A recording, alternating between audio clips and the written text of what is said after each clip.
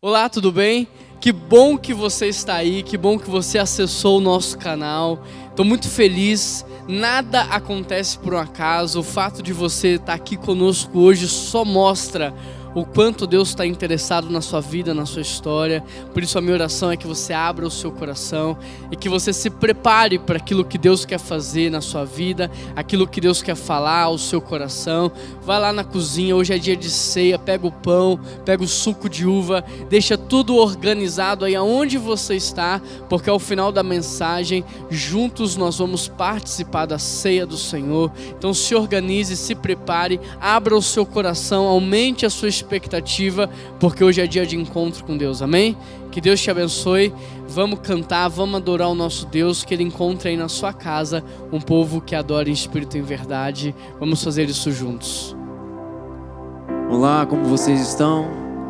Quero dizer que é um privilégio para a gente estar aqui mais uma vez juntos, como família, não presencialmente uns com os outros, mas em espírito. Porque o nosso Deus, Ele é um Deus espírito, Ele é um Deus que se faz presente tanto aqui na igreja quanto aí na sua casa. Hoje é um domingo muito especial, um domingo de ceia, um culto onde a gente relembra tudo aquilo que o Senhor deixou para nós, todo o sacrifício que Ele fez. E por causa disso, hoje temos livre acesso à sua presença. Eu gostaria de convidar a fechar os seus olhos aí onde você está. Gostaria de convidar você a orar, a tranquilizar o seu coração neste momento, a adorar o seu Deus com um coração sincero, porque esse é o louvor que o Senhor se agrada.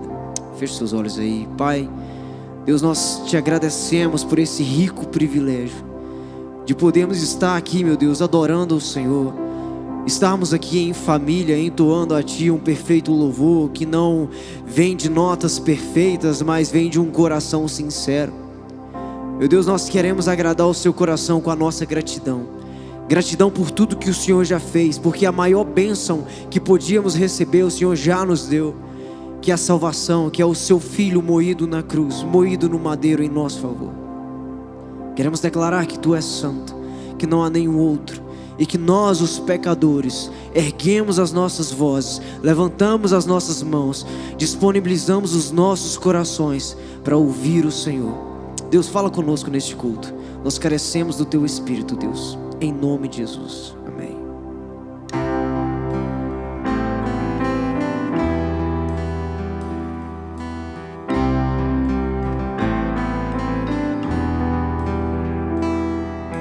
Santo, Santo, Santo, Deus onipotente, cedo de manhã, canta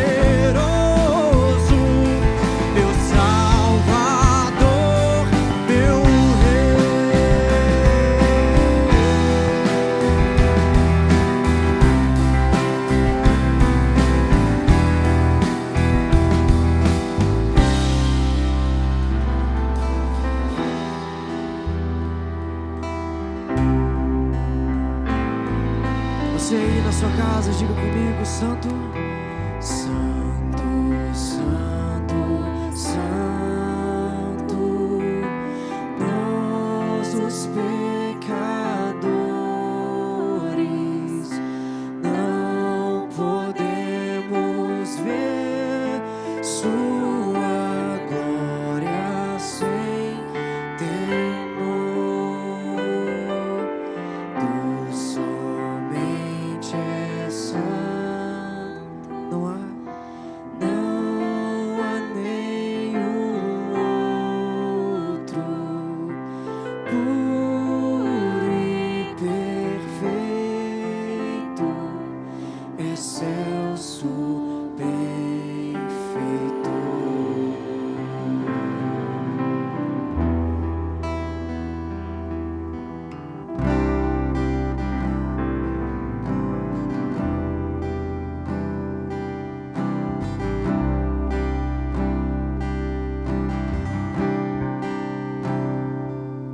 Com o esplendor de um rei,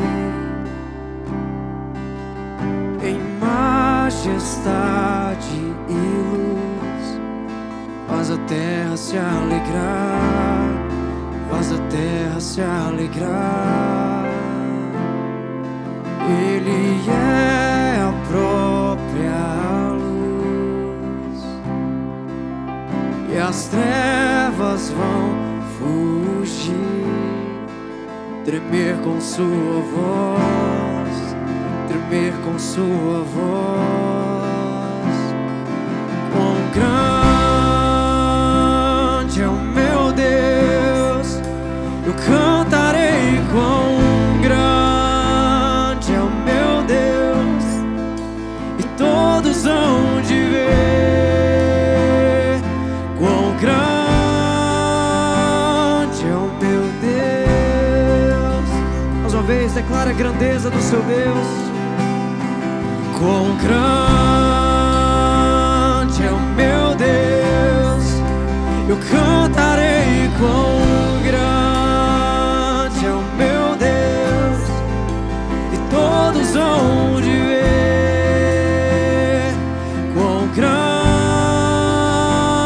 é o meu Deus.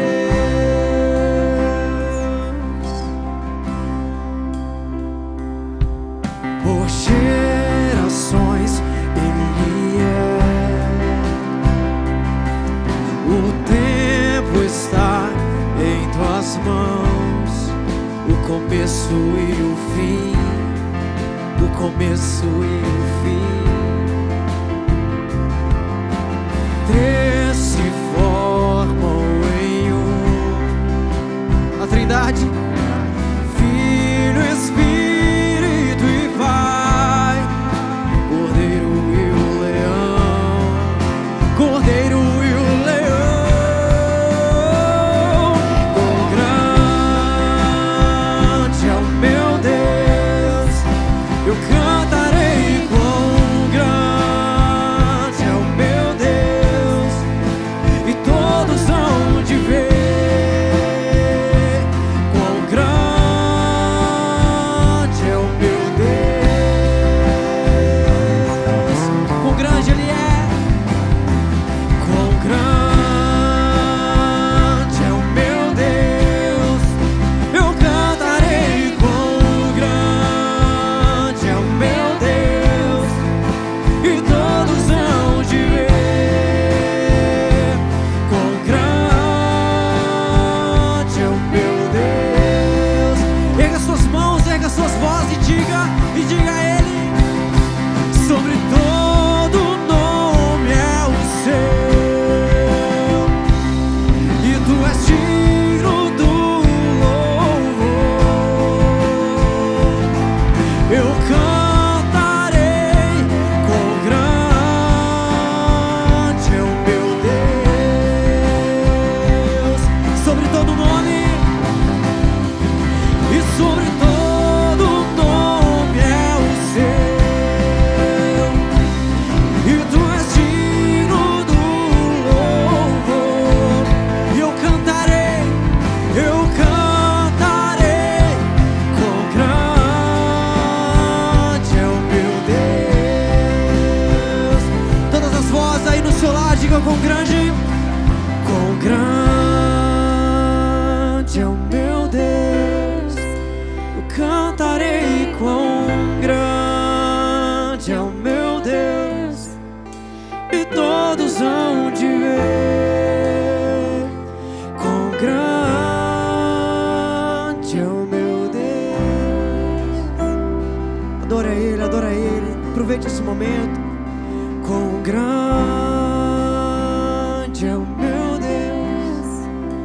eu cantarei com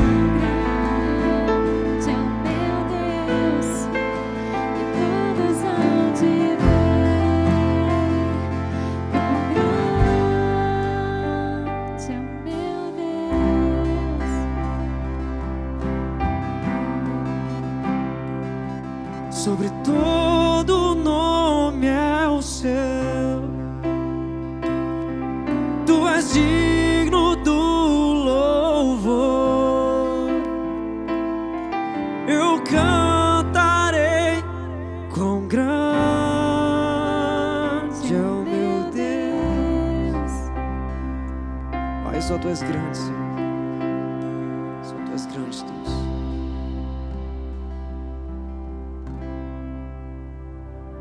Esse é o primeiro domingo de maio e eu tô muito feliz, sabe por quê? Porque já passou março, passou abril e até aqui Deus tem sido maravilhoso conosco. Deus tem cuidado do seu povo, protegido a sua igreja. Deus tem nos abençoado e nos dado muito mais do que nós precisamos de fato. Eu lembro que quando tudo isso começou, todos estavam atemorizados, preocupados, mas olha, já é maio. E como Deus tem sido bom, não é verdade? Esse é um tempo de dízimos e ofertas, mas é um tempo de expressar a nossa gratidão. É tempo de agradecer a tudo que Deus tem feito. Deus não quer dinheiro, o que Ele quer é honra. E esse é o momento da gente honrar a Deus com os nossos bens, com os nossos lábios, com o nosso coração.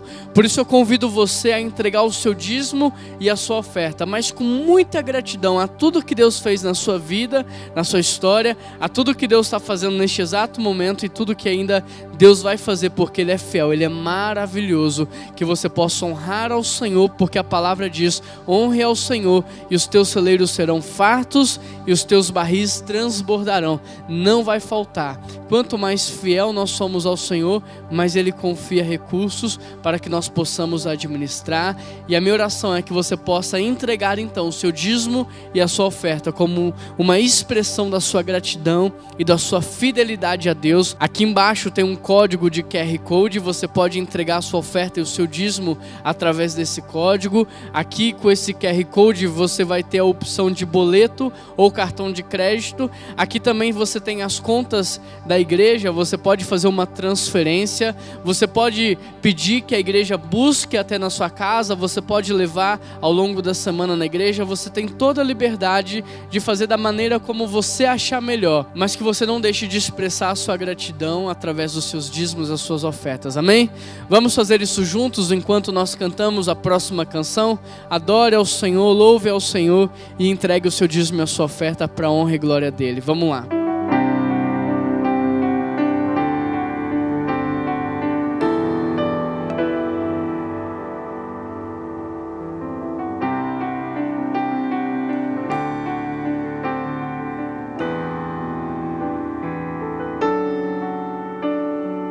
Ele exaltado, o Rei exaltado no céu. Eu louvarei, Ele exaltado para sempre, exaltado o seu nome. Louvarei.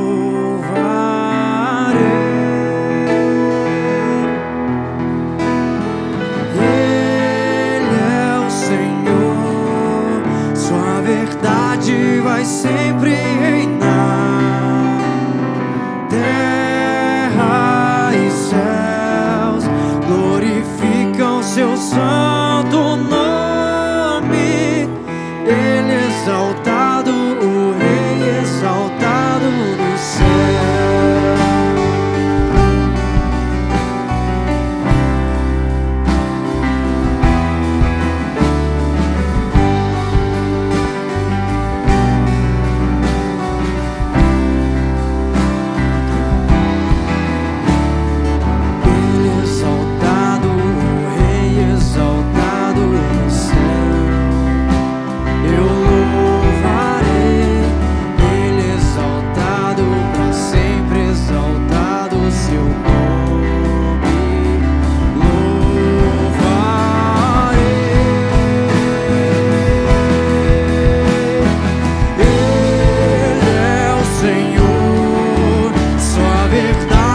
Vai sempre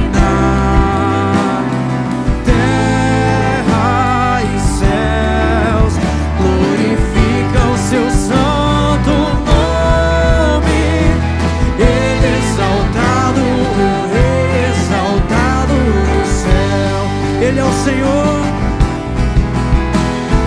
Ele é o Senhor. Sua verdade vai sempre reinar. Terra e céus glorificam seu santo nome. Ele é exaltado, o Rei exaltado no céu.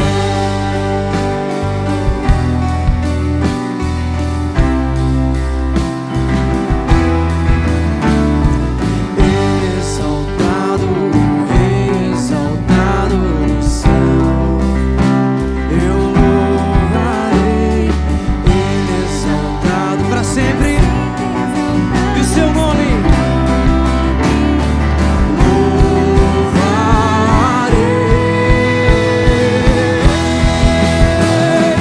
Ele é o Senhor, sua verdade vai sempre reinar. Terra e céus glorificam seu santo nome. Ele é exaltado, o Rei exaltado no céu. Ele é o Senhor. Ele é o Senhor, sua verdade vai sempre reinar. Terra e céus glorificam seu santo nome. Ele é exaltado, o Rei exaltado no céu. Ele é exaltado. Ele é exaltado, o Rei exaltado no céu. Mais uma vez declare: Ele é exaltado. Ele é exaltado, o Rei exaltado no céu.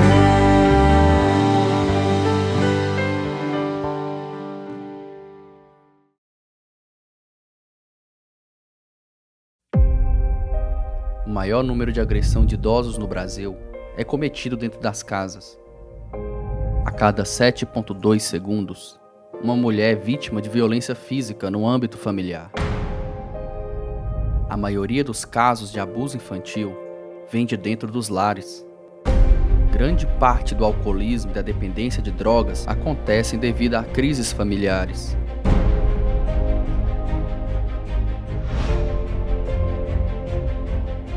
Muitos suicídios acontecem devido à depressão causada por lares desestruturados. 3 em cada 4 pessoas em situação de rua estão na rua por conta de crises familiares. O que estamos vendo hoje na rua é uma amostra do que acontece nas casas. Cidade é uma expressão coletiva do que se vive nos lares. É tempo de reestruturação familiar. Por isso, é tempo de voltar para casa, pois a família é a base da sociedade. Casa, a plataforma da vida.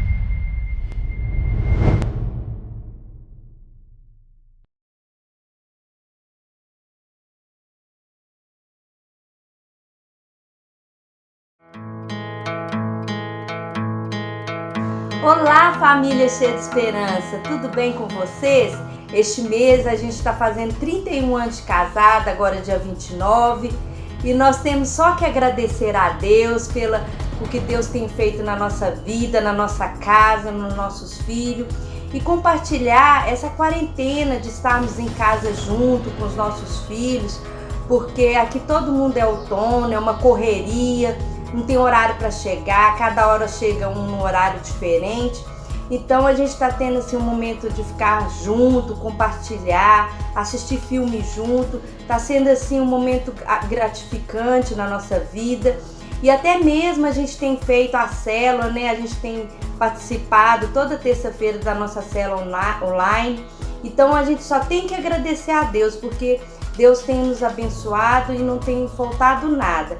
Um beijo, família. Um beijo, família. Fica com Deus. Em breve estaremos juntos. Como é bom poder louvar a Deus, como é bom poder cantar, adorar o nome de Deus, como é bom a gente estar unido mesmo distantes geograficamente, mas unidos em torno do nome de Jesus Cristo, e é por causa do nome dele que tudo isso aqui faz sentido. É por causa do nome de Jesus que todo esse movimento está acontecendo, e isso é muito bom. Na semana passada nós começamos uma nova série de mensagens chamada De Volta para Casa, e nós falamos na mensagem da semana passada sobre formar uma família para Deus. Eu gostaria de saber se essa mensagem foi importante na sua vida, se Deus falou ao seu coração, se ela foi um divisor de águas. E se você quiser testemunhar conosco, você pode escrever aqui um comentário no vídeo, você pode mandar uma mensagem, mas nós queremos saber aquilo que Deus tem feito aí na sua vida. Essa é uma série de mensagens muito especial, por conta do contexto, do momento em que nós estamos vivendo. E nós queremos, através dessa série, inspirar as famílias, nós queremos capacitar as famílias para que elas possam viver o padrão de Deus para o casamento, o plano de Deus para as famílias. E é por isso que hoje nós vamos olhar para Adão e Eva, porque tudo que Deus fez antes da queda retrata o propósito original, o padrão que Deus estabeleceu para a humanidade. E é justamente isso que nós queremos fazer hoje. Olhar para esse primeiro casal, para essa primeira família e observar e aprender com eles o projeto que Deus tinha e como Deus sonhou.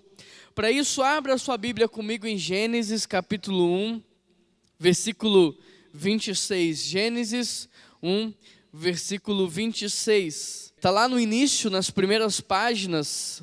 Você que abriu, você pode acompanhar comigo a leitura do texto. Gênesis 1, 26 diz assim: Então Deus disse, façamos o homem à nossa imagem e semelhança. Dominará sobre os peixes do mar, sobre as aves do céu, sobre os animais domésticos, sobre todos os animais selvagens da terra e sobre os animais que rastejam pelo chão. Assim Deus criou os seres humanos à sua própria imagem. A imagem de Deus os criou, homem e mulher os criou. Então Deus os abençoou e disse, sejam férteis e multipliquem-se. Encham e governem a terra, dominem sobre os peixes do mar, sobre as aves do céu e sobre todos os animais que rastejam pelo chão. Querido, ao olhar para esse texto, a primeira coisa que nós podemos observar é que Deus criou o homem. Parece simples, mas há algo de muito especial nessa afirmação. Porque para criar o homem, Deus disse, façamos o homem à nossa imagem e à nossa semelhança. E para que nós possamos entender o que Deus está fazendo aqui, nós precisamos, num momento como esse, recorrer ao hebraico para captar a ideia central. Porque quando Deus está dizendo, façamos o homem à nossa imagem, Ele está usando a palavra no hebraico que é tislem. E tislem significa projetar uma sombra, produzir uma sombra. Em outras palavras, o que Deus está dizendo é, vamos criar alguém que será a nossa imagem na terra, que será a sombra do que nós somos na terra. Tislem significa nada mais, nada menos do que nós somos a sombra de Deus. E para que isso faça ainda mais sentido para você, uma sombra ela não tem existência própria. Ela depende de um objeto para existir, ela depende de uma substância. Sem um objeto ela não existe. Da mesma forma, sem Deus nós não existimos. Se Deus não existe, a humanidade também não, porque nós somos uma sombra de quem Deus é, nós somos a sua expressão na terra. Outra informação importante aqui é que a sombra ela é diferente de uma substância. A cobra pode picar, mas a sombra de uma cobra não pode. Um cachorro pode te morder, mas a sombra de um cachorro não pode. A sombra não pode fazer nada porque ela não é substância, ela não é objeto, ela é apenas uma projeção, uma imagem. Agora, para não sermos apenas a sombra de Deus na terra, o que na minha opinião já seria um grande privilégio, o texto diz que Ele também nos fez a sua semelhança. Perceba, não totalmente igual, mas semelhante a quem Ele é. Para que não fôssemos apenas a sua sombra na terra, Ele nos deu características e possibilidades. O que eu e você precisamos entender é que sem a semelhança nós teríamos a mesma liberdade para viver que uma sombra tem, ou seja, praticamente zero. Sem a semelhança seríamos tão livres como uma sombra é, mas como Deus não cria apenas uma sombra na terra, o texto diz que Ele também nos fez a sua semelhança, e por causa disso nós podemos nos relacionar com Ele, e nós podemos nos relacionar entre nós podemos fazer escolhas, nós podemos criar, cuidar, e nós somos semelhantes naquilo que Deus é e faz. Querido, Deus nos amou de tal maneira que ao invés de nos fazer com todas as limitações que uma sombra tem, Ele nos deu também a semelhança. E o mais interessante é que da mesma forma que o pão e o vinho, eles apontam para Jesus Cristo, a imagem e a semelhança também apontam para o nosso Criador, para o nosso Deus, aquele que nos fez. Dessa forma estamos na terra, sabe para quê? Para refletir na terra quem Deus é, para lembrar a criação que existe um Deus, de modo que a criação no jardim do Éden olhava para Adão e Eva e viam em Adão e Eva a imagem de Deus. E é exatamente por isso que o texto vai nos mostrar que toda a criação se submetia, inclusive os animais selvagens. E por que eles se submetiam a Adão e Eva? Porque quando eles olhavam para o casal, eles viam no casal a imagem do próprio Deus, a imagem do Criador. E eu te pergunto, até aqui tudo bem? Está dando para entender? Você está conseguindo acompanhar? Então vamos avançar. Muitos pensam que Adão, por ser o primeiro ser humano criado, era como um homem das cavernas, mas eu quero que você observe algo comigo, porque desde a sua criação, Adão ele já nasce com vocabulário completo, capacidade de conceitos abstratos, ele consegue compreender conceitos extremamente abstratos, raciocínio lógico, criatividade, habilidade administrativa. Adão compreendeu a morte antes de conhecê-la, Adão compreendeu o mal antes de experimentá-lo, Adão entendeu tudo que Deus disse, e não só entendeu, como também transmitiu tudo que Deus disse à sua esposa, a Eva, aos seus filhos, a toda a criação. Interessante porque Adão ele começa a observar todas as espécies, ele começa a diferenciar as espécies, ele dá nome para cada espécie. Olha a criatividade, olha a memória de Adão, olha a capacidade de raciocínio que esse homem tem. Por isso, se nós pensarmos que Adão é como o homem das cavernas, então eu te pergunto o que eu e você somos hoje. Porque mesmo Adão não conhecendo muito do que nós conhecemos hoje, ele aparenta ter muito mais capacidade intelectual do que muitos hoje têm em nosso tempo. Então, queridos, quando eu olho para o homem antes da queda, eu começo a entender o que Deus está fazendo hoje. Quando eu olho para Adão, eu começo a entender o que Jesus Cristo, através do Espírito, está fazendo na humanidade hoje. Porque sem Jesus Cristo, eu estava completamente perdido. Sem Jesus Cristo, eu estava desviado do meu propósito, eu não refletia na terra a imagem do meu Criador, e eu vivia em constante guerra, tanto comigo, quanto com as pessoas que estavam perto de mim. Mas sabe o que Jesus Cristo tem feito na minha vida? Ele tem restaurado na minha vida a imagem de Deus. Ele tem restaurado na minha vida a imagem do Criador. E por causa de Jesus Cristo, eu tenho entendido o meu propósito de vida na terra e eu tenho vivido em paz. Jesus Cristo, Ele está nos capacitando para nós sermos a imagem de Deus na terra. Deus está restaurando em nós hoje a capacidade, a mesma capacidade intelectual que o homem tinha antes do pecado e antes da queda. Essa é a primeira coisa que nós podemos observar nesse texto. Deus criou o homem e Ele fez o homem à sua imagem e semelhança para que o homem refletisse na terra aquilo que Deus é. A segunda coisa que nós podemos observar nesse texto é que Deus colocou o homem no jardim do Éden. Capítulo 2, versículo 15 de Gênesis está escrito assim: o Senhor colocou o homem no jardim do Éden. E a primeira coisa que nós precisamos entender é o que realmente significa jardim do Éden. Quando você pega para ler a Bíblia toda, você começa a perceber que o foco primário não está na parte geográfica e física do Éden. Isso porque o Éden nos fala de um lugar de comunhão perfeita. O Éden nos fala de um lugar de atmosfera, de relacionamento, de comunhão.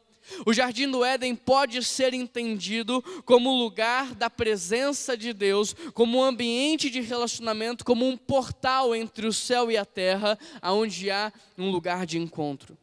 E é exatamente por isso que quando o homem peca, Deus diz para ele: aonde é que você está? Percebe?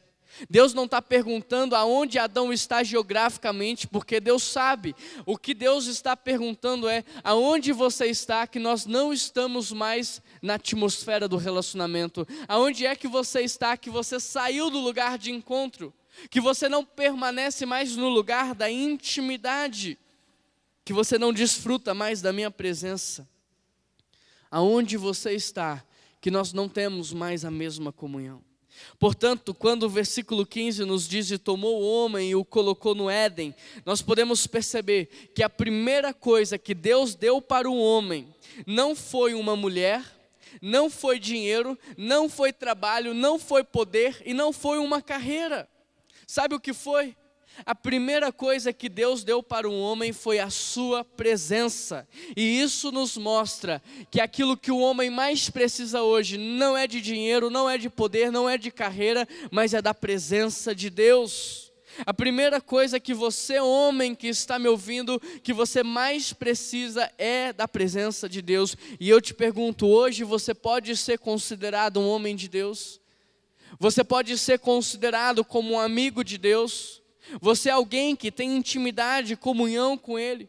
Porque você só está pronto para viver os outros estágios da vida, as outras fases da vida, quando você tem intimidade e comunhão com o seu Pai, com o seu Criador. Olhar para Gênesis antes da queda é olhar para como Deus sonhou a humanidade, Deus sonhou com o homem na sua presença. Porque da mesma forma que uma sombra longe da substância, ela fica fraca, sem desenho definido, assim é o homem longe da presença de Deus. Assim é o homem distante de Deus, ele perde as características do Criador, ele fica fraco, sem postura. Por isso o que podemos ver é que Deus, através de Jesus Cristo, Ele está restaurando a hombridade, Ele está restaurando a paternidade, Ele está trazendo o homem de volta para a presença do Pai, para a presença do Criador, porque é a presença de Deus que define a imagem do homem na terra, é a presença de Deus que expressa as características do Criador no homem. Em outras palavras, tudo que Deus mais quer é que hoje você volte para a presença dEle. Tudo que Deus mais quer é que você volte a ter comunhão e relacionamento com Ele. E eu te pergunto, o que é que você está esperando? O que é que está te impedindo? O que é que está te travando de se entregar de novo à presença do teu Pai? A ter relacionamento com Ele? O que é que está te amarrando para que você não se jogue de cabeça nesse relacionamento de intimidade com o seu Criador? A primeira coisa que nós podemos observar nesse texto é que Deus criou o homem à sua imagem e semelhança, para que ele fosse a sua sombra na terra, a expressão do seu ser na terra. A segunda coisa que nós podemos perceber é que Deus colocou o homem na sua presença. A terceira coisa que nós podemos observar aqui nesse texto é que Deus mandou o homem trabalhar. Versículo 15 continua dizendo: o Senhor Deus colocou o homem no jardim do Éden para cuidar dele e cultivá-lo. Um dos aspectos do trabalho do homem é cuidar. Isso porque Deus não só trabalha, Deus não só cria, Deus cuida de tudo que Ele criou. Quando faz o jardim, Ele providenciou a água. Quando fez as plantas, Ele providenciou o crescimento. Quando fez os animais, Ele providenciou o alimento. Quando fez o homem, Ele providenciou uma companheira. Deus não só cria, Deus não só trabalha, mas Ele cuida de tudo que Ele criou. A palavra de Deus diz que até hoje Ele sustenta a criação com o poder da sua palavra. Ao longo de toda a história da humanidade, Deus nunca deixou o justo mendigar o pão. Deus nunca deixou faltar nada para o seu povo. E nós, como seres criados à sua imagem e semelhança, nós devemos também cuidar de tudo que está à nossa volta, cuidar da criação, cuidar de tudo que Deus criou. Como cristãos, nós precisamos viver de maneira sustentável. Nós precisamos consumir de maneira responsável. Nós precisamos cuidar da natureza, dos animais, de tudo que Deus criou. A Bíblia diz que a natureza, ela geme, aguardando a revelação dos filhos de Deus. A natureza, ela não aguarda ser deixada para trás, mas ela aguarda ser redimida pelos filhos de Deus. Outro aspecto do trabalho do homem, ou seja, não importa o que você faça, qual é a sua profissão. O primeiro aspecto é cuidar, o segundo aspecto nós vamos ver agora. O segundo aspecto do trabalho do homem é cultivar. Deus mandou o homem cultivar a terra. E cultivar a terra significa preparar a terra para extrair dela bons frutos. Cultivar a terra significa tirar o melhor dela. O homem cultiva a terra até que ela deixe de ser mesquinha e comece a frutificar. Querido, o homem foi inspirado por Deus a criar o que ele quiser, a cultivar o que ele quiser. Se você observar no Jardim do Éden, Deus deu toda a matéria-prima e Deus deu capacidade para o homem criar e cultivar. Deus deu a madeira, mas o homem deveria produzir o banco, a mesa e por aí vai. O homem foi inspirado para criar e cultivar, isso tem a ver com a semelhança. Portanto, deixa eu te dizer algo. O casamento que você sonha, por enquanto ele está aqui, dentro de você. Os filhos que você sonha, por enquanto eles estão dentro de você. A igreja dos sonhos, a cidade dos sonhos, o país dos sonhos, por enquanto está dentro de você. E eu te pergunto, qual é a sua responsabilidade diante de tudo isso? Sentar no sofá e ficar esperando isso acontecer? Claro que não, porque o futuro a gente não espera, a gente cria. A melhor forma de prever o futuro é criar o futuro. E nós criamos o futuro a partir de pequenos hábitos que a gente adota no presente. Então qual é a sua responsabilidade diante de tudo isso? É cultivar o melhor casamento que você pode, cultivar a melhor criação e educação de filhos que você pode, cultivar a melhor igreja que você pode, cultivar a sua cidade, cultivar até que aquilo que se sonhe se transforme numa realidade. Porque da mesma forma que Deus não olha para você e Ele te vê como você está, mas Ele olha para você e Ele te vê como Ele te criou para ser, assim nós deveríamos olhar para tudo que está à nossa volta, não como está, mas como deveria ser. Nós deveríamos olhar para as nossas famílias e não nos contentarmos com a maneira em que ela está, com a saúde em que ela tem, mas deveríamos olhar para as nossas famílias com a visão de Deus. Nós deveríamos olhar para o nosso casamento e observar o nosso casamento como ele deveria ser, e através disso nós deveríamos cultivar. Experimente então viver a sua vida cultivando. Enquanto você caminha pela rua, vá orando, dizendo: Deus, esses moradores de rua, eles poderiam estar trabalhando, e você vai abençoando, você vai orando, e você vai trabalhando para gerar emprego, gerar oportunidade, diminuir a desigualdade social. Quando você estiver caminhando pela cidade, você vê fábricas fechadas, lojas fechadas, comece a orar, dizendo: Deus, isso aqui pode ser geração de emprego, de renda, abençoa. Comece a cultivar por onde quer que você vá. Experimente olhar para tudo à sua volta, não como está, mas como poderia ser. A sua função como homem não é apenas trabalhar, mas é cuidar, é cultivar. A sua função como homem não é apenas sustentar a sua família, mas é ajudar a sua esposa a encontrar o sentido da vida dela, o propósito da vida dela. É fazer com que a sua esposa alcance o seu potencial máximo. A sua função como homem não é apenas sustentar os seus filhos, mas é você ajudar os seus filhos a entender o propósito que Deus tem para eles. É você trabalhar numa espécie de plataforma de envio, onde você ajuda eles a reconhecer a identidade, o propósito, e você os envia para que eles possam experimentar a vontade de Deus. Cultivar é você promover o melhor nas pessoas. É você buscar o melhor nas situações diárias. É você maximizar o potencial de tudo que te cerca. É você tornar frutífero tudo que está ao seu redor. Deus colocou o homem no jardim para cuidar, cultivar, mas presta atenção, Deus colocou o homem no jardim para também proteger. terceiro aspecto do trabalho do homem tem a ver com a proteção. Adão deveria ter protegido o jardim contra toda e qualquer influência do inimigo.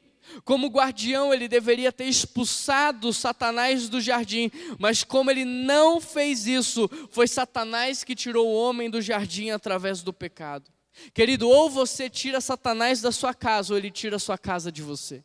Ou você expulsa o inimigo do seu casamento, ou ele tira o seu casamento de você. O que nós precisamos entender é que nós estamos em guerra, nós não estamos no mundo a passeio, o mundo não é um parque de diversões, nós estamos em guerra. A Bíblia diz que a nossa luta ela é contra potestades do ar, por isso Deus nos fez como guardiões da nossa casa, guardiões da nossa família. O homem errou no momento em que ele deu brechas para o inimigo entrar. Ele errou no momento em que ele deu abertura para Satanás entrar, e não só deu abertura, como ele parou para ouvir o que o diabo tinha a dizer. E quantas vezes eu e você não fazemos o mesmo? Não paramos para ouvir uma conversa aleatória, que no fundo a gente sabe onde aquilo vai dar. Cultivamos conversas que não provêm do coração de Deus e que vai nos levar para o fundo do poço. Paramos para assistir uma novela que está gerando e trazendo dentro dos nossos lares ideologia, traição, imoralidade sexual, drogas e por aí vai. Deixamos os nossos filhos jogar jogos violentos. E quando menos percebemos, toda imoralidade já se tornou algo normal na mente e nas práticas. Por quê? Porque padrão de pensamento modela comportamento e comportamento autoriza a intervenção divina. Querido, Deus te fez para ser um guardião na tua casa. Deus te fez para ser um guardião da sua família, mas deixa eu te perguntar. Você sabe o que é que tem no celular dos seus filhos? Você sabe o que é que a sua família tem acessado na internet? Você já parou para jogar os jogos que os seus filhos jogam? Para assistir os seriados, os programas que eles assistem? Você já parou para prestar atenção no teor dos filmes, dos seriados, das novelas? O que é que o inimigo está jorrando dentro da sua casa dia e noite? Porque padrão de pensamento modela comportamento. E eu te pergunto, como homem você tem protegido a sua casa? Como homem você tem cuidado, cultivado, protegido? O interessante é que mais do que tudo isso, Deus também deu palavra de direção para o homem. Versículo 16, e o Senhor Deus ordenou ao homem: coma livremente de qualquer árvore do jardim, mas não coma da árvore do conhecimento do bem e do mal, porque no dia que dela comer, certamente morrerá. Repare que Deus não falou com Eva, repare que Deus não falou com Caim, Deus não falou com Abel, Deus falou com Adão. E Adão deveria direcionar sua palavra em torno da direção que Deus deu, da vontade de Deus, do plano de Deus e do propósito de Deus. E o interessante é que Adão comunica para Eva, porque quando a serpente vai questionar Eva, Eva responde direitinho. A questão é que mais do que direcionar com a palavra, Adão deveria estar por perto, protegendo, guardando, blindando. Interessante porque quando a Bíblia vai falar de criação de filhos, ela diz: ensina a criança no caminho que se deve andar. E ensinar no caminho é completamente diferente de ensinar o caminho. Ensinar no caminho é você caminhar junto, porque se ela se desviar para a esquerda ou para a direita, você está lá para trazê-la de novo ao foco. Se ela cair, você está lá para levantá-la. E a mesma coisa você deve fazer com a sua família. Você não deve apontar a direção para sua esposa, você deve ir com ela. Você não deve apontar a direção para os seus filhos, você deve ir com eles. Deus deu a palavra de direção para você. E aqui cabe uma reflexão: você está atrás do poder de Deus ou você está atrás da revelação? Porque quem precisa de poder é funcionário. Filhos não precisam de poder, filhos já nascem ponderados. O que filhos precisam é da revelação da vontade do Pai. Você conhece a vontade de Deus? Você conhece o propósito, o projeto de Deus? Você conhece a palavra?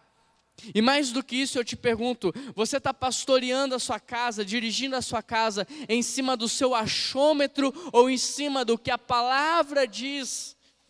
Você está norteando o caminho dos seus filhos em cima do mercado de trabalho, em cima daquilo que a sociedade diz ou em cima daquilo que Deus está dizendo, aquilo que Deus tem preparado? A quarta coisa que podemos observar é que Deus presenteou o homem com uma mulher. Verso 18. E disse Deus: não é bom que um homem esteja só. Far-lhe-ei uma ajudadora idônea para ele. Querido, presta atenção. A Bíblia diz que não é bom que o homem viva só. E eu te pergunto, de que homem a Bíblia está falando? De que homem? A Bíblia está falando de todos os homens ou ela está falando de um tipo de homem? Porque vamos recapitular o processo de Deus. A primeira coisa que Deus fez é colocar o homem na sua presença. Depois Deus deu para o homem trabalho, porque na presença de Deus ele trabalharia de maneira correta, com a perspectiva correta. Depois Deus mandou o homem cuidar, cultivar e proteger. E por último Deus deu palavra de direção. Aí só depois de fazer tudo isso, é que no versículo 18 ele diz: não é bom que o homem viva só. Sabe de que homem a Bíblia está falando? Não é de qualquer um. A Bíblia está falando do homem que está na presença de Deus. Esse homem não é bom que viva só. A Bíblia está falando do homem que trabalha, do homem que cuida, do homem que cultiva, do homem que protege, do homem que lidera na palavra. Este homem não é bom que viva só. A todos os outros homens é melhor que eles vivam só, porque o sofrimento vai ser menor, o prejuízo vai ser menor, mas o homem de Deus não. O homem de Deus, ele é presenteado com uma mulher, porque ele sabe como lidar. Homens que não têm Deus no coração, são homens que vão trazer sofrimento para a sua casa, são homens que vão trazer prejuízos emocionais, mas os homens de Deus não. Este tipo de homem é presenteado com uma mulher idônea. O que nós precisamos entender é que a mulher auxiliadora, ela não foi feita para qualquer homem. A mulher auxiliadora que Deus fez, ela é um presente para homens de Deus. Isso porque homens sem Deus, eles tendem a transformar a mulher auxiliadora em mães. Homens sem Deus não querem uma esposa, eles querem mães. Somente homens que têm Deus no coração e conhecem o seu propósito de vida são capazes de elevar o papel da sua esposa, são capazes de elevar o valor da sua esposa e fazer delas uma mulher de verdade, uma mulher realizada. Agora presta atenção nisso. Nem todo homem que está dentro da igreja é um homem de Deus. Não se engane. Nem todo homem que está dentro da igreja é um homem de Deus, mas todo homem de Deus, ele faz parte de uma igreja. Todo homem de Deus faz parte do corpo de Cristo. Você sabe quando um homem é de Deus ou não, quando você olha para ele e vê nele a imagem do Criador.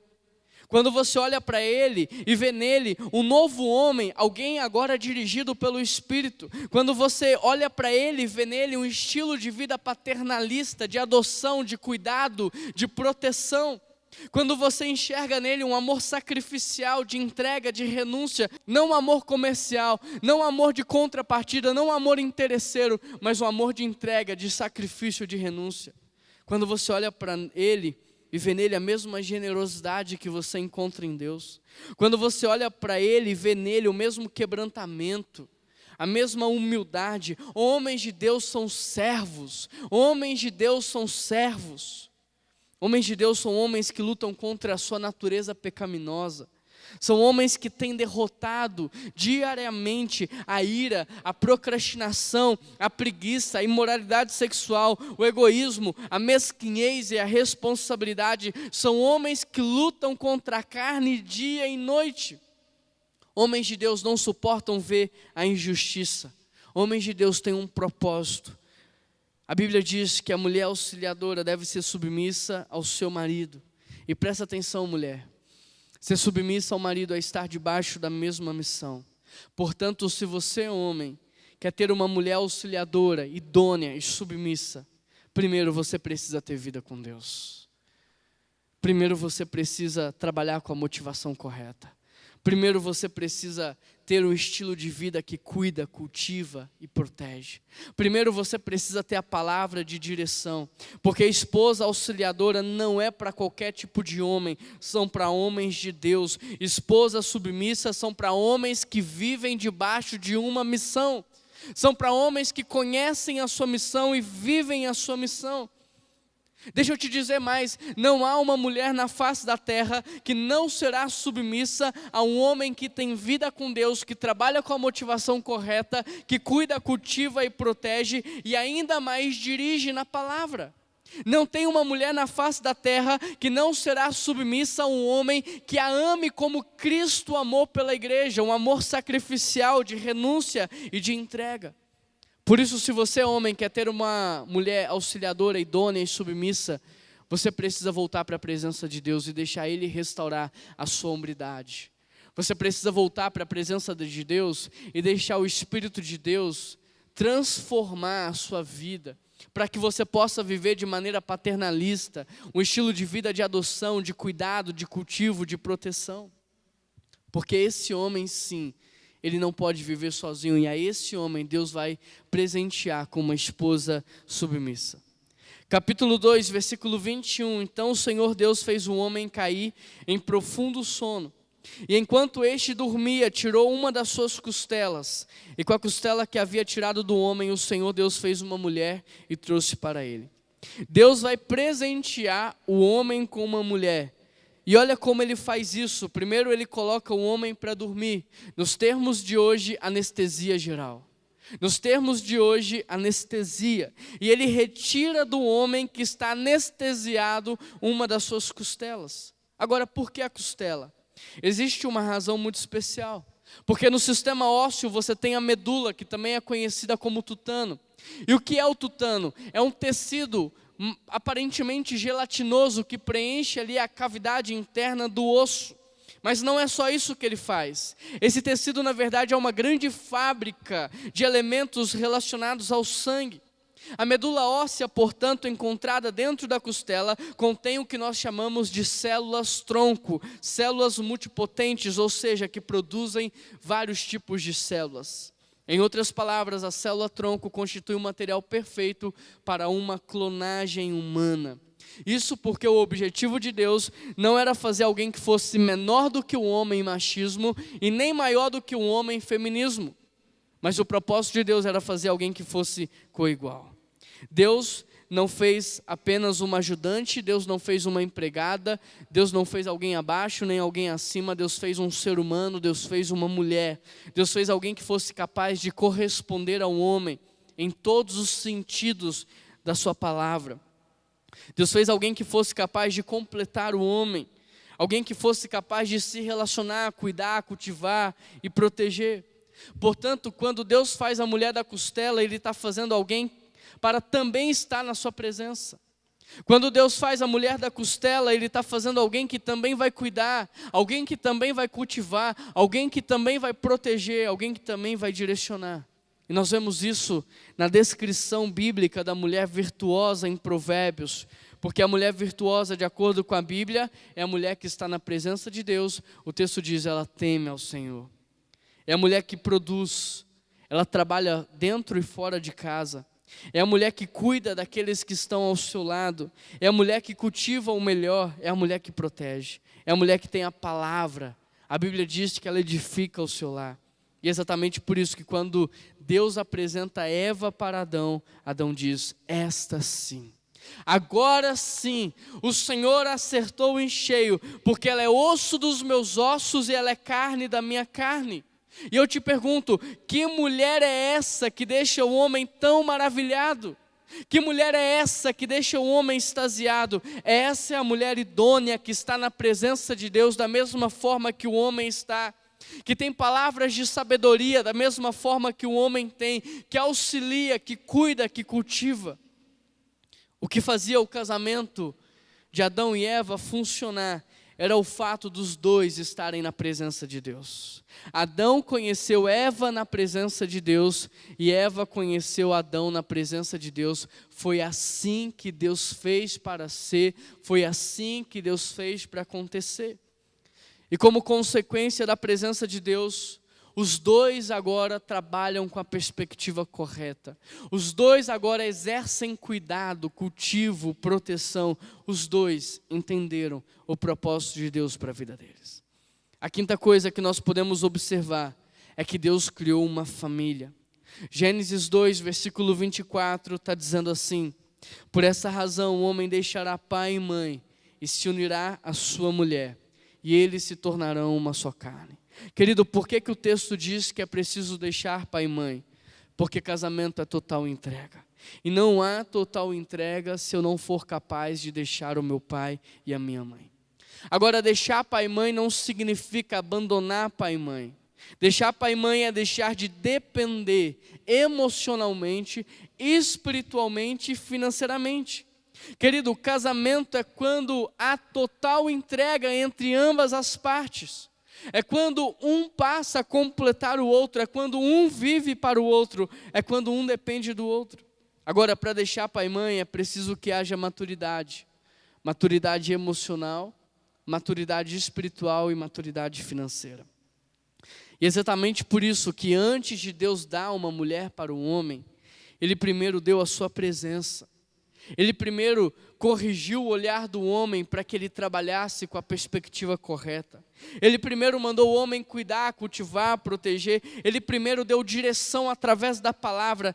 Tudo isso para que neste ponto o homem estivesse maduro o suficiente para que ele fosse capaz de deixar o seu pai e a sua mãe e se unir à sua mulher. E para que em segundo lugar ele também fosse capaz de na relação matrimonial gerar estabilidade tanto espiritual, emocional quanto financeira. Para que a mulher também consiga deixar pai e mãe e se unir a ele. E o texto diz que é aí que eles vão se tornar uma só carne. O interessante é que o homem deixa pai e mãe quando ele se torna maduro em Deus. E ele transfere essa dependência que ele tinha dos pais para Deus. E quando o homem se torna maduro, ele passa então a depender completamente de Deus, mas a mulher é diferente. A mulher só deixa pai e mãe quando ela encontra um homem maduro, que gera essa estabilidade para que ela possa transferir a dependência que ela tinha nos pais para agora o homem da sua vida.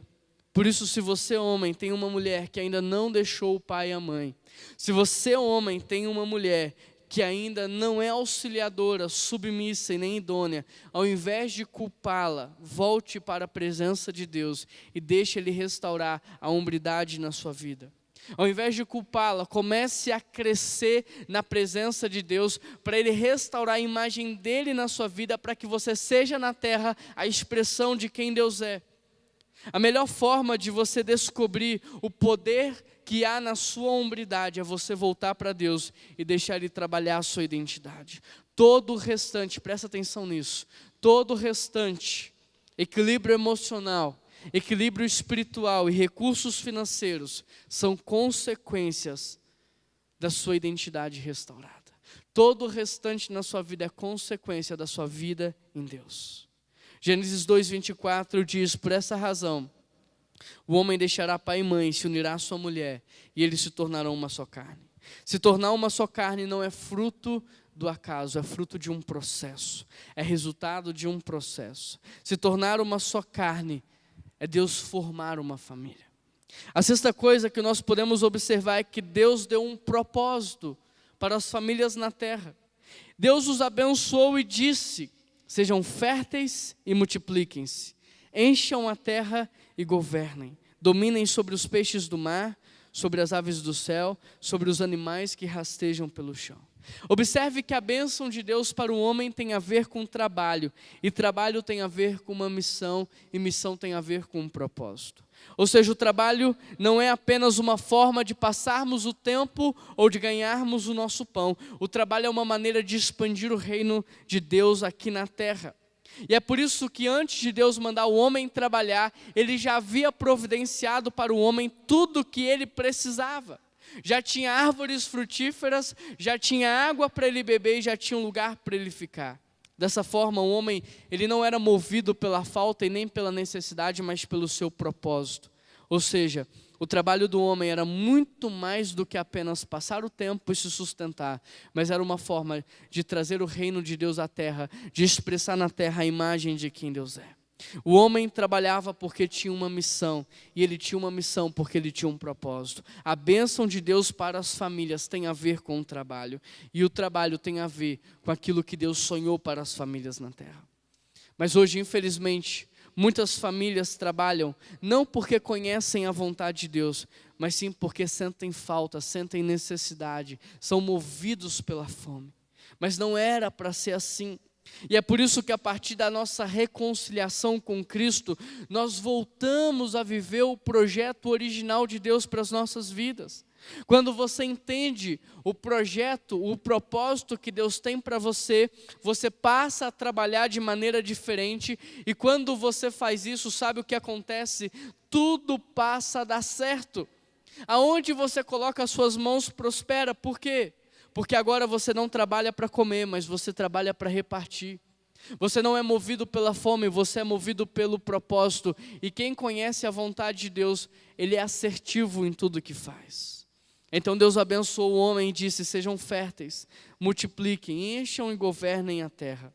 O que nós precisamos entender é que Deus ele não trabalha com indivíduos, Deus trabalha com famílias. Da mesma forma que Adão e Eva eram responsáveis pela criação, Caim e Abel também eram. De modo que Caim cuidava da terra e Abel cuidava dos animais. Ambos deram continuidade à missão da família. Deus não trabalha com indivíduos, Deus trabalha com famílias. Por isso a sua família, ela não foi formada sem um propósito. Deus tem um projeto para a sua família na terra. Deus tem um propósito, Deus tem uma missão. E o propósito da sua família é reconciliar a humanidade com Deus, é reconciliar a criação com Deus. O seu propósito enquanto família é expressar a imagem de Deus na terra, é lembrar a criação de que existe um Deus que governa. Deus tem um propósito para as nossas famílias, Deus tem uma visão para as nossas famílias, Deus tem uma missão. Agora, por que muitas famílias não dão certo? Por que muitas famílias não funcionam? Sabe por quê? Porque homem e mulher saíram da presença de Deus. E como consequência, eles passaram a viver com a motivação errada. Passaram a trabalhar com a motivação errada. E portanto, repare que ao invés de cuidar da criação, homem e mulher se transformaram em exploradores, famintos e irresponsáveis. Ao invés de cultivar o melhor nas pessoas, eles se transformaram em abusadores emocionais. Ao invés de proteger os mais fracos, eles se tornaram agressores. Ao invés de dar direção, a verdade é que eles estão perdidos e confusos. Quando Adão e Eva saíram da presença de Deus, automaticamente eles começaram a se acusar. Eles se constrangeram mutuamente, eles sentiram vergonha e medo. Eles destruíram as suas vidas e a vida dos seus filhos. Sabe por que muitas famílias não funcionam hoje? Porque também elas saíram da presença de Deus e perderam a visão celestial, perderam o propósito. E sem visão, a Bíblia diz que o povo perece. Sem visão, há divisão. Sem visão, não há unidade. Queridos, Deus criou a família por causa disso. Ela é incapaz de existir se Deus não estiver presente. Porque da mesma forma que o jardim do Éden deixou de existir quando Deus deixou de estar, a família, ela deixa de existir quando Deus deixa de estar. Quando Deus é expulso, ou ele não é mais convidado para fazer parte da relação matrimonial, o casamento ele se transforma numa sociedade entre homem e mulher.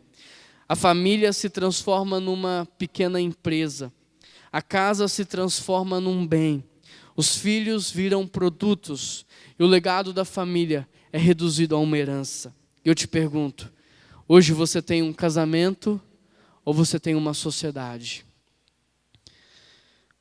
Hoje você tem uma família ou você tem uma pequena empresa? Hoje você tem uma casa ou você tem um bem? Você tem filhos ou são produtos? Você está deixando um legado para as próximas gerações ou você está deixando uma herança? São perguntas difíceis, mas importantes. porque família é a base da sociedade.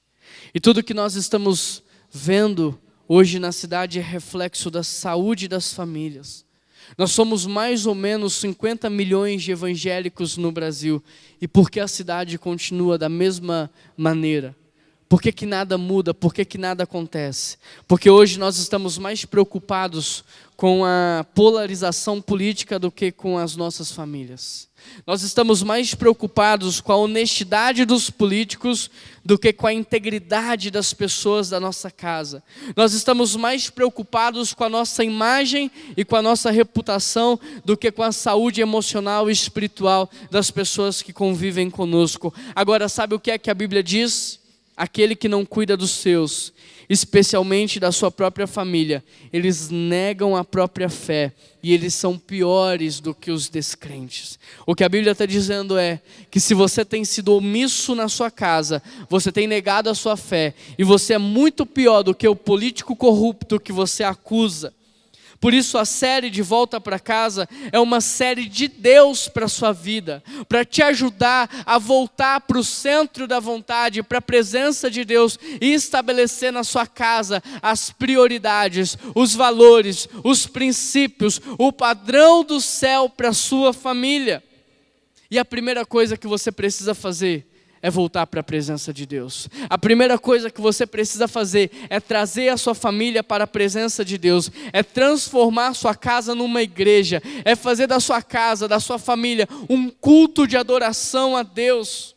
Não inverta os valores, trabalho, bens, recursos, carreira, nome, reputação. Tudo isso é consequência da sua vida, da sua intimidade, da sua comunhão com Deus. Essas coisas não devem vir em primeiro lugar, Deus sempre em primeiro lugar. E é por isso que hoje iremos relembrar uma aliança que Deus estabeleceu com a sua família. E esse memorial é tão importante para que eu e você hoje nós possamos nos lembrar daquilo que Jesus fez por nós naquela cruz. E Ele veio como filho unigênito, e Ele se transformou no filho primogênito, ou seja, Jesus morreu para nos fazer família. Jesus morreu para que nós fôssemos adotados como filhos de Deus. 2 Coríntios 5,18 diz: Deus nos reconciliou consigo por meio de Cristo, e Ele nos deu o ministério da reconciliação. Jesus morreu por você, mas agora é hora de você morrer pela sua família. É hora dos maridos amarem as suas esposas como Cristo amou a igreja, através de um amor sacrificial de entrega e renúncia. É hora das esposas serem submissas aos seus maridos como é a Cristo. É hora dos pais criarem os seus filhos para Deus. É hora dos filhos serem obedientes e honrarem os seus pais. Por isso esse é um tempo, não só de renovarmos a nossa aliança com Deus, mas também de renovarmos a nossa aliança com a nossa família. E eu quero te dar um tempo agora para você fechar os seus olhos, para você orar, para você renovar a sua amizade, o seu compromisso e a sua aliança com Deus. Feche os seus olhos aí na sua casa. Deus falou com você. O que você vai falar para Ele? Qual é a sua resposta para Ele, mediante a tudo isso que Ele te disse? Feche os seus olhos e converse com teu Pai, com teu Criador. Agora eu gostaria de te dar um tempo para você orar com a sua família. Talvez esse é o momento em que você vai dar a mão para sua esposa, para os seus filhos. Talvez esse é o momento que você vai se lembrar dos seus pais, dos seus irmãos. Eu queria que você orasse junto com a sua família, ou pela sua família, se ela não estiver junto com você nesse momento.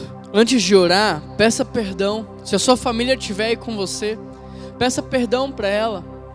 Peça perdão para o seu marido por você não estar tanto na presença de Deus. Peça perdão para a sua esposa, peça perdão para os seus filhos, peça perdão para os seus pais.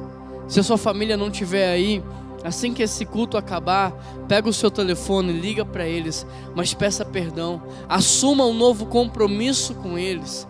Diga: olha, eu tenho falhado, mas eu quero assumir um compromisso com vocês. Eu estou voltando para a presença do Pai, eu estou voltando para a presença de Deus e eu vou mudar, porque a minha mudança ela é consequência da minha vida com Ele.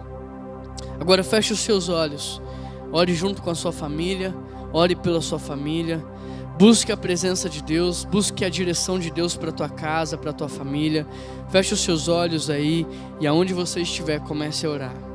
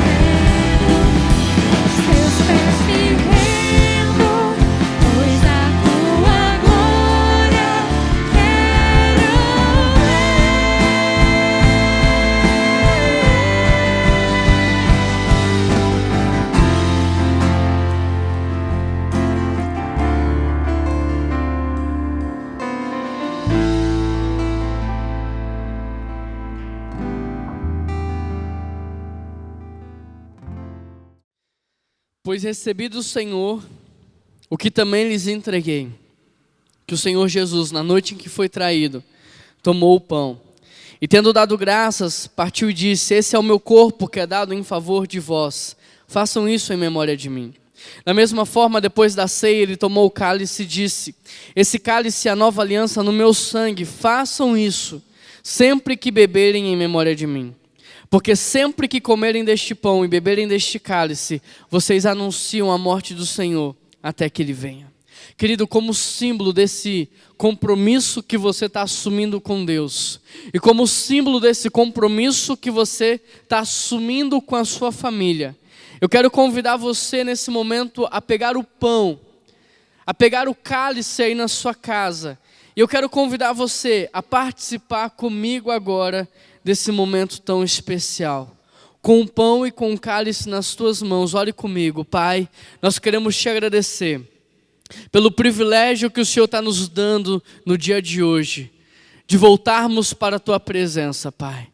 Muito obrigado porque o dia de hoje é especial, porque hoje é o dia do reencontro, é o dia da reconciliação, é o dia do renovo, Pai. E obrigado porque o Senhor nos recebe não com o dedo apontado, mas com os braços abertos. Obrigado porque o Senhor enviou o seu único Filho para morrer por nós naquela cruz, para nos reconciliar com o Senhor. E obrigado porque hoje, com o pão e com o cálice nas mãos, é disso que nós nos lembramos, do sacrifício de Cristo naquela cruz, para nos transformar em filhos adotivos, ó Pai. E obrigado, por causa do sacrifício de Cristo, hoje nós somos teus filhos e nós podemos te chamar de Pai. Deus, muito obrigado pelo teu amor incondicional que nos alcança mais uma vez nesse dia e que nos transforma. E é por isso que nós oramos em nome de Jesus. E toda a igreja diz amém. Querido, coma comigo desse pão e beba comigo desse cálice.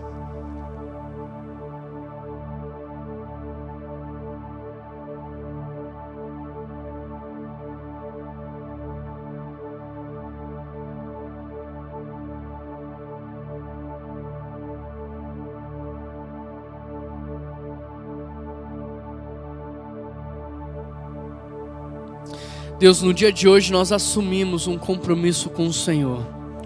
Nós vamos buscar o Senhor com todo o nosso ser, com toda a nossa força, com todo o nosso entendimento. Nós vamos colocar o Senhor como centro das nossas vidas, como prioridade total, Pai. Nós vamos voltar para a Tua presença. Por isso, Deus, ministra a fome e sede do Senhor. Que o Senhor nos ensine a relacionar contigo, que o Senhor nos ensine a te buscar, que o Senhor nos ensine a ter essa comunhão, Pai. Nos ensina o que é ser filhos, nos ensina o que é ter um pai, nos ensina o que é ser uma família, Deus.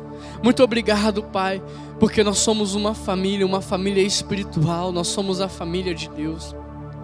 E Deus, como consequência desse ressignificar, que nós possamos ser maridos e esposas melhores, que nós possamos ser pais melhores, filhos melhores, que nós possamos ser uma família melhor, porque tudo que o Senhor está à procura é de uma família para si, de uma esposa para o filho e de uma morada para o espírito. E nós somos, Deus, a Tua família, a Tua casa, lugar da Tua habitação. Que o Senhor possa abençoar cada família que hoje participa desse culto, que hoje celebra, que hoje adora, Pai.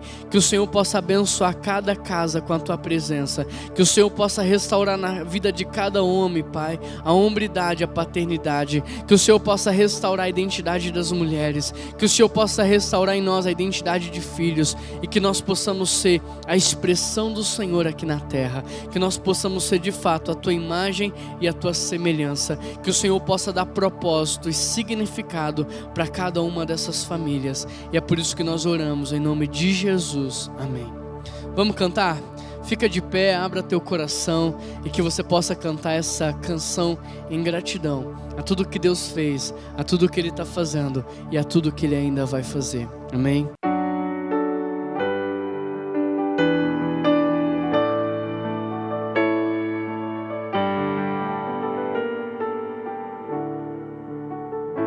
Se paz a mais doce me deres gozar, se dor a mais forte sofrer,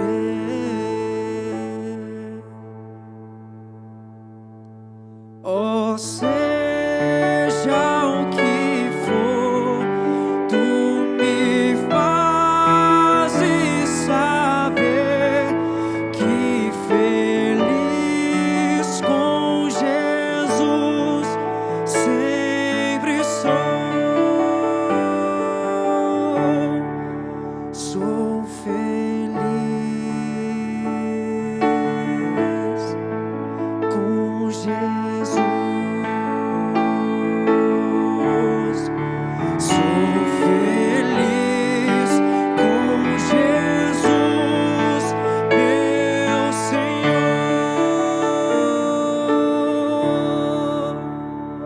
E embora me assalte o cruel Satanás e ataque com vis tentações, ó certo eu estou, apesar de aflições, que feliz eu serei com Jesus.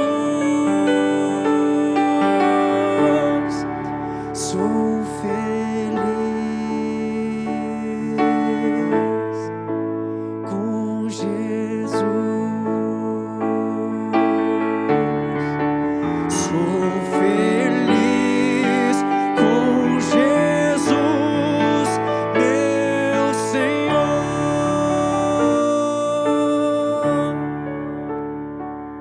Meu triste pecado por meu Salvador foi pago de um modo cabal.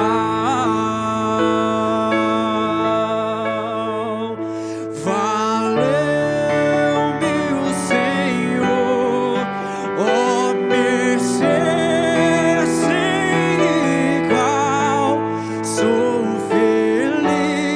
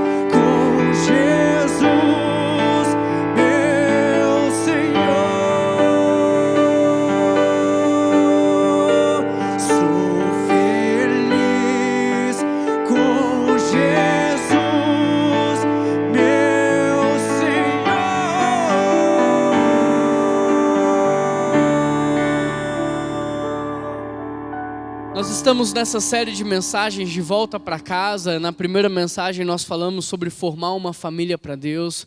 Nessa segunda mensagem nós aprendemos com Adão e Eva o padrão de Deus para as famílias. E esse é um tempo de ser família. E eu quero convidar você a fazer parte da nossa família espiritual. Aqui embaixo tem o nosso telefone, o nosso número de WhatsApp. Eu gostaria que você se apresentasse, mandasse uma mensagem para que nós possamos te conhecer e iniciar uma caminhada para que a gente possa de fato desenvolver uma amizade e nos transformarmos na família de Deus. Nós queremos estar perto de você nesse momento difícil. Você que está nos assistindo, nós queremos dizer que se você estiver precisando de algo, nós queremos te ajudar. Como igreja, estamos disponibilizando atendimento médico via WhatsApp, atendimento psicológico. Nós temos uma assistente social na igreja que está trabalhando para ajudar as famílias. Nós queremos caminhar junto com você, nós queremos estar junto com você. Por isso, se apresente aqui. Eu queria pedir também que você assinasse o nosso canal, curtisse aqui esse vídeo. Isso é muito importante para o YouTube levar essa mensagem a todas as casas e famílias. Quando você assina, quando você curte, o YouTube entende que esse conteúdo é relevante e ele propaga melhor esse conteúdo. É uma maneira de você fazer parte daquilo que Deus está fazendo. E eu quero dizer para você que logo, logo nós estaremos juntos, celebrando, adorando o nosso Deus. Enche o seu coração de esperança, porque Deus está preparando o melhor para nós. Amém? Um grande abraço, que Deus abençoe muito a sua semana, que você tenha uma semana maravilhosa na presença de Deus e que você já comece a experimentar do sobrenatural na sua casa e na sua família. Um grande abraço, que Deus te abençoe e até semana que vem.